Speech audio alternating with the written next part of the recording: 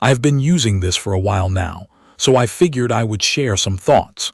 The short version is, it is a compact electric dirt bike that sits in that space between a heavy electric bicycle and a full-sized gas dirt bike. It makes the most sense for someone who wants to ride trails, fire roads, pump tracks, or a backlot without dealing with gas, and without needing a full motocross-sized machine. I have also found it works for newer riders because the power can be kept calm, but it still has enough punch to stay fun once you get comfortable. When I first got time on it, I was curious but skeptical. A 48-volt setup usually makes me assume it is going to feel a little flat, especially if you have spent time on 60-volt and 72-volt builds. The first time I rolled on the throttle, that concern went away fast. It does not feel sleepy off the line. The pull is quick, and it has that immediate shove you want when you are trying to clear a little rise or get up a loose climb. It is not the kind of power that feels out of control. It just feels responsive in a way that makes the bike easy to place. A big part of that is the mid-drive layout. The motor sits low and centered, and it drives the chain instead of pushing from the wheel. On the trail, that changes the character. The bike feels balanced in corners, and it hooks up better on climbs than most hub motor bikes I have ridden. There is a steep fire road near me that makes a lot of smaller electric bikes struggle halfway up, especially when the surface gets sandy. On this one, I could keep steady throttle, let it claw for traction, and it kept moving. I still had to ride it like a dirt bike, pick a line, stay loose, and carry some momentum. But it did not feel like the bike was giving up.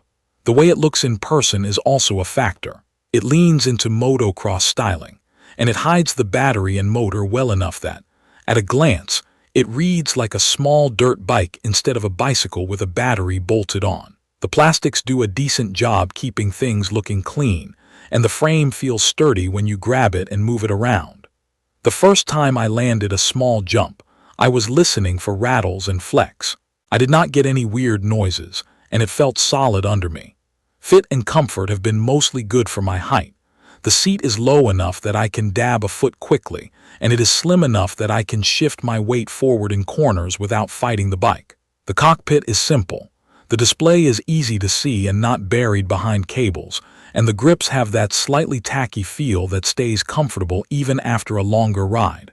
Throttle response is quick, but it is not twitchy. On tight single track, that matters more than top speed. It is easier to roll on smoothly over roots and rocks without accidentally spinning the rear. The wheel setup is interesting in a practical way. With a larger front wheel and a smaller rear wheel, the front rolls over rough stuff with less drama, and the rear helps the bike pivot in tighter corners. On a narrow trail with switchbacks, I can lean it and bring the rear around without feeling like I am wrestling a long bike. Weight is the part you feel before you ride. It is around 121 pounds, and moving it around the garage or lifting it into a vehicle is not a one-hand job. On the trail, though, it feels planted more than heavy. That planted feel helps when the surface gets choppy, because the bike does not get bounced around as easily as a lighter build. Still, if you live in an apartment and you have to carry it upstairs, I would think twice. For me, loading it into a hatchback is doable, but it is easier with a ramp or a second person. Setup day was straightforward. Charge it, check bolts, set tire pressure, and adjust the controls where you want them. The battery is built into the frame and locks in place, and I like that I can remove it with a key when I want to charge it inside. From a low battery to full, I have been seeing about 5 to 6 hours with the charger that came with mine. That has worked well for my routine because I can ride after work, plug it in, and it is ready again the next day. Range depends a lot on how you ride, and I am not gentle with the throttle. In real use, mixing trail cruising with bursts of speed and a few climbs, I have been getting around 35 to 45 miles. That is with me geared up at around 180 pounds. If I stay in the slower mode and keep it smooth on flatter paths, I can see how you could stretch it much farther, but my rides usually include climbs and stop-and-go sections, so I focus more on whether it lasts a full session. For me, it does. Speed is there if you want it. On flat pavement, I have seen right around 40 miles per hour. On a compact bike, that feels fast. I do not use that speed often because I mainly ride dirt, and I would rather keep it controlled than just chase a number. The useful part is the acceleration. It gets up to a trail speed quickly, which helps when you need a short burst to clear soft sand or pull up a hill. Suspension has been better than I expected for this category. The front fork has a lot of travel, and the rear shock does a good job taking the edge off washboard in small drops. I rode it through a section of trail with repeated routes, the kind that usually makes cheaper suspension feel harsh and bouncy. This stayed predictable. It did not feel like it was fading halfway through the ride, and I did not feel like it was trying to kick me offline. I am not saying it feels like a full motocross bike, but it feels capable enough that I am not constantly thinking about protecting the suspension. Braking has been solid. It uses hydraulic disc brakes, and the lever feel is strong without being grabby. I can modulate it in loose dirt without instantly locking up. There is an electronic assist in the braking system that helps keep the braking feel consistent.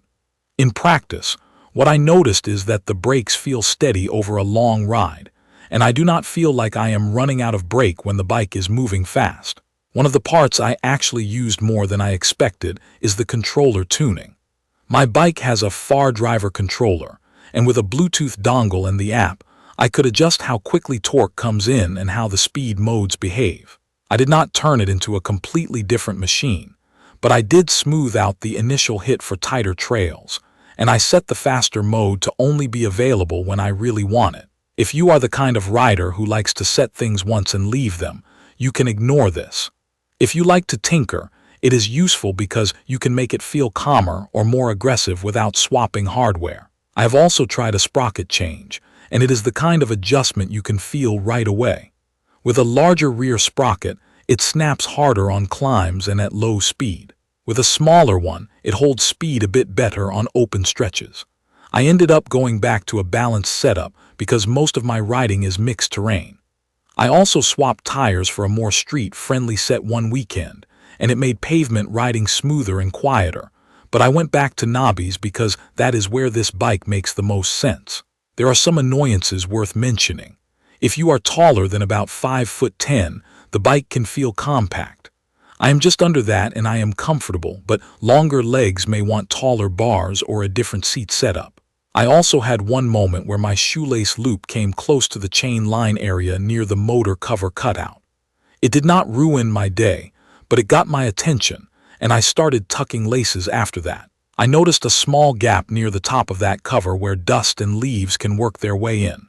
I fixed it with a bit of foam tape, and it has been fine since. And again, the weight is real when you are transporting it. I also treat this as an off-road machine. It does not come set up like a street motorcycle with mirrors, turn signals, and all that. So if you are thinking about riding on public streets, you really need to check your local rules and be honest about how you plan to use it. After spending real time with it, what sticks with me is how usable it feels.